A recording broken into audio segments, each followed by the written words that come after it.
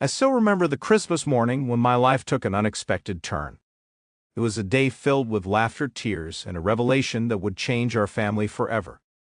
As I sit here, reflecting on that fateful day, I am transported back to the cozy warmth of our living room, the scent of freshly baked cookies wafting through the air, and the sound of Bing Crosby's smooth voice crooning White Christmas in the background.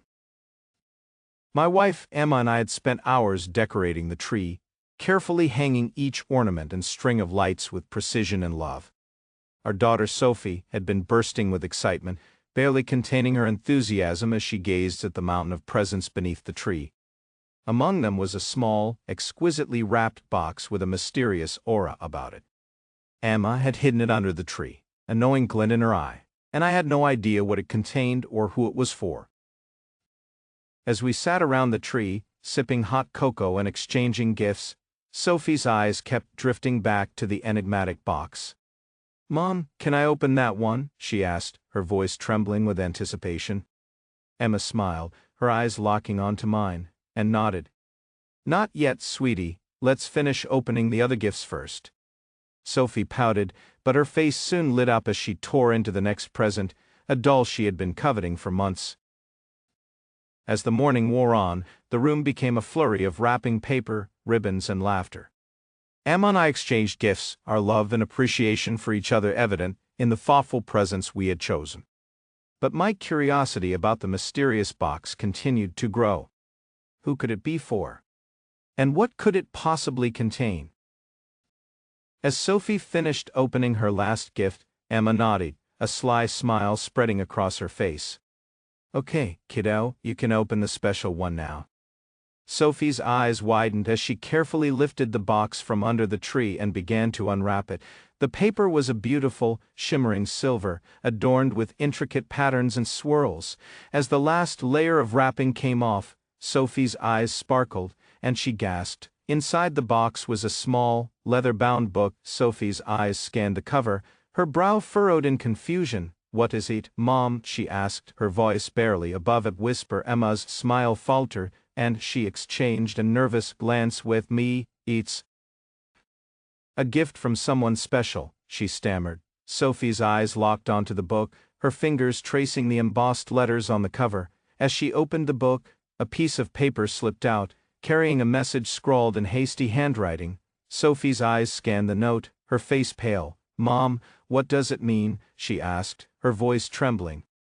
Emma's eyes filled with tears, and she took a deep breath before speaking. "It's from your father, Sophie. He wanted you to have this." The room fell silent, the only sound the crackling of the fireplace. I felt as though I had been punched in the gut. Emma's eyes met mine, a mix of sadness and guilt swirling in their depths.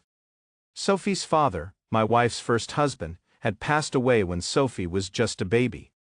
Emma had never spoken much about him, and I had always respected her boundaries. But now, as I watched Sophie's face crumple, I realized that there was so much more to the story. The book, it seemed, was a journal, filled with stories and memories of Sophie's father. As Sophie began to read, her eyes welled up with tears, and she clutched the book to her chest.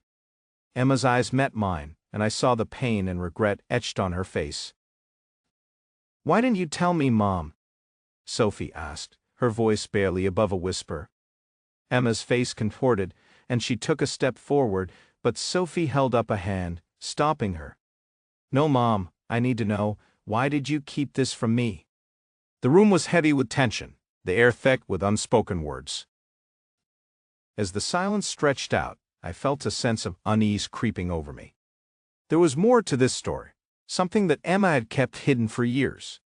And now, as Sophie's eyes accused her, I realized that our family's history was not what I had thought it was.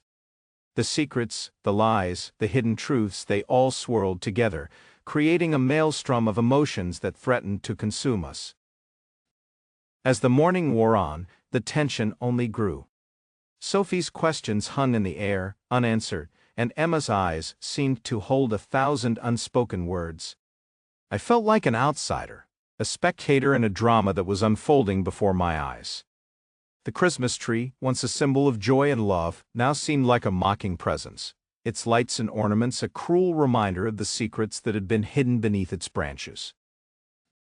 As the day drew to a close, Sophie retreated to her room, the journal clutched tightly in her hand. Emma's eyes met mine, and I saw the tears welling up in them. "I'm sorry," she whispered, her voice barely audible. I was trying to protect her. But from what? I wanted to ask. From the truth? From the pain of her past? As the night drew in, the house was shrouded in an uncomfortable silence. The Christmas tree, once a beacon of joy, now seemed like a reminder of the secrets and lies that had been hidden beneath its branches. And as I lay in bed, my mind racing with questions and doubts, I couldn't shake the feeling that our family's history was not what I had thought it was. The mysterious box, once a symbol of love and generosity, had unleashed a torrent of emotions, and I was left to wonder what other secrets lay hidden, waiting to be uncovered.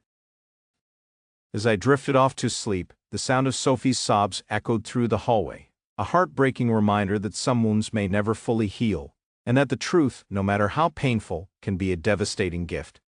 The Christmas morning that had started with such joy and laughter had ended in tears and heartache, a stark reminder that sometimes the most precious gifts can also be the most painful.